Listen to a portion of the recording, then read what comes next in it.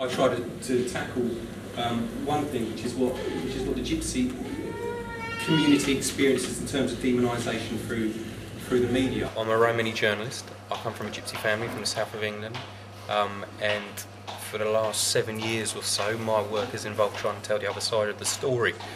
About the way Gypsy and Traveller people are always lied about as us being thieves and vagabonds and people who are no good for anything. Now, there are some rogues amongst us. I'm related to some of them. But there's some good people amongst us as well. The unknown quantity, the factor which changes everything is the reaction of the media and the fear of local government in terms of how the media is going to react to it. I would say that I'm an activist, but the most powerful thing that any journalist or any activist has at their disposal is the truth. And that's what I try to do, to get people to see the truth. One of the great organs of the press that we have in this part of the world, the Cambridge Evening News, is amazing the extent to which it demonises and slags off travellers on a daily basis. It has a campaign called Action on Travellers. Now, the simple litmus test, which I'm going to show in just a minute, that you should apply for that campaign, as you should do to any newspaper coverage, would be that if we had a local newspaper, if the Cambridge Evening News had a campaign called Action on Blacks, it would become so much more apparent the way that the local media operates in terms of our community.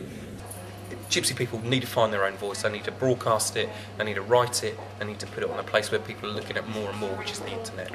But if you're looking at about crimes against humanity, I would say that the media is far more guilty than what most Gypsies and Travellers ever get up to. And this is what they do, in essence. The accommodation conflict that we've been talking about this morning is made deeper and more entrenched by the media. It does that through reinforcing stereotypes. I don't know if any of you saw any of the films that were playing at lunchtime, but one of the things that we try to do there is show that there are Gypsy people who do other things, whether they be rappers or boxers or journalists or counsellors or whatever. The media never sees this, always ignores it, and it does that largely through using stereotypes.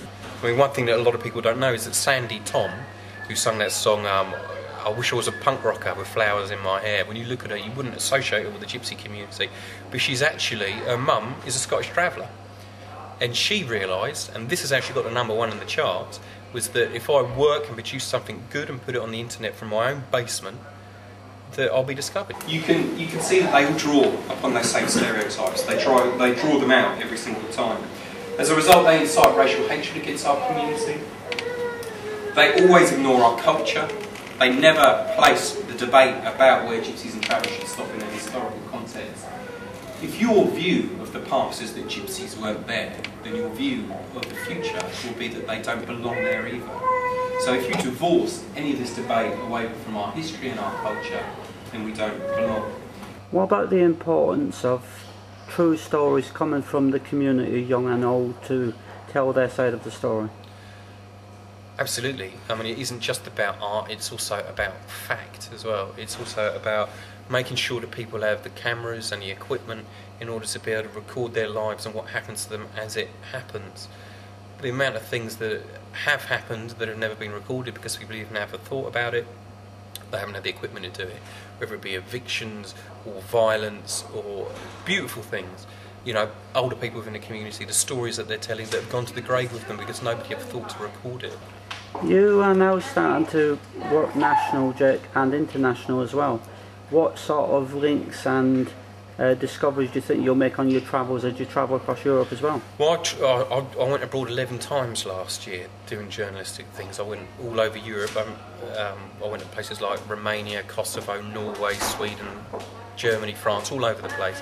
And what you see is that everywhere that you go, the Gypsy communities are becoming particularly good at doing this. I mean, and they're cooperating. Like one of the things that I work on, I do broadcasting on the BBC in England, but we also do a monthly programme called Radio Chachimos, which means the truth in Romany, which is linking up Romany journalists from 8 different countries. And that's very, very powerful because it goes out all over Europe on medium wave. And what you see is that actually we're quite far behind compared to what people are doing in other countries. In places like Macedonia, they've got their own satellite television station, broadcasting in Romany. Where would you say the need would be, Jake, probably coming a bit closer to home, in the regards of our own media centre and like we was talking about, our training and learning more of your young people, the skills and experience you have? There is a need, as we know. Teenage people within our community often don't go to school for good reason. You know, their parents keep them away from it for all kinds of reasons, which I won't go into necessarily. But what has happened is that they haven't necessarily got the skills that they need in order to be able to do this stuff. But what's fantastic about it is a lot of the way the equipment works and the computers work you don't necessarily even need to be able to read and write that well. You can see it's designed in a way that you can actually put this stuff together themselves, so people can actually leapfrog that and learn to do it themselves. But what they've got to want to do is they've got to want to tell their stories. I think the biggest thing that we're up against is the cultural thing of not talking. Booking Nixies, don't say anything. The Gorgers will understand. Well, the Gorgers have got to understand, and that won't happen unless people are prepared to talk. Too many times I go to people that have got a very good thing to say and they won't say it because their culture has taught them never to be quiet. But we've got to stop being quiet and we've got to start speaking out and we've got to start shouting about our talents and our problems. Would you like to read out, Jake, your contact details for your Rocker Radio show and the stuff you do? Sure. If you want to come on the BBC on a programme that's called Gypsies and Travellers, you can call me. My mobile number is 07966 786 242, or you can email me at jake.bowers@bbc.co.uk.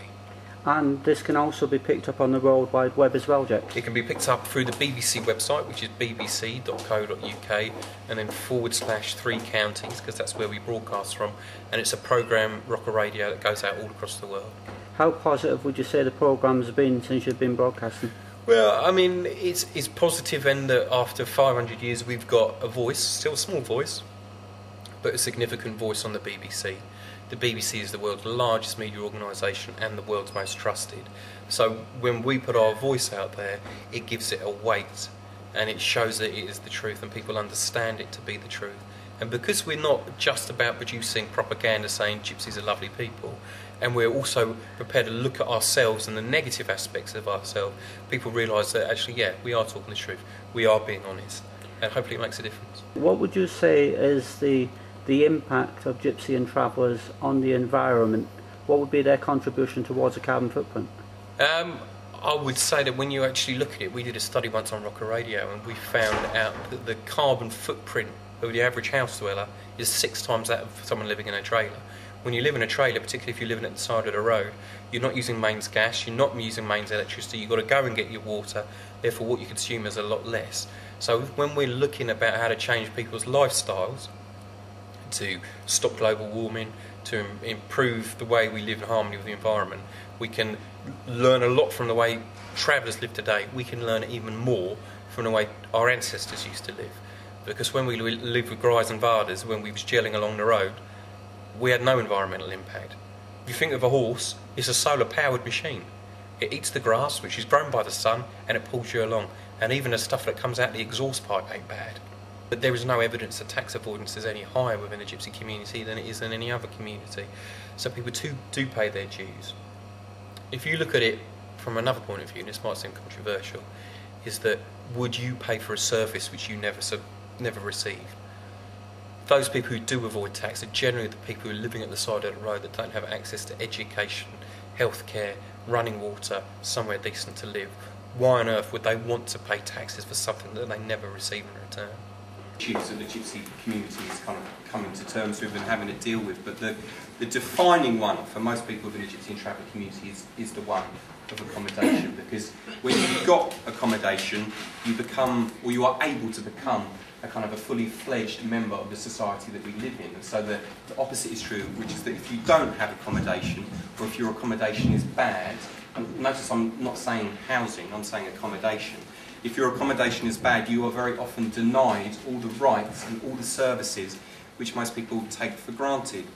But, you know, I'm very, very privileged. I hope it continues. What I would like to see is that actually maybe I could go and do something different for a while, but I feel like I can't at the moment because there's not enough young gypsies and travellers to take my place. What, like getting back in a horse and wagon and going travelling again? Go back in a horse and wagon, get off the motorways, go down the old lanes again, you know, the way that I used to live when I was younger.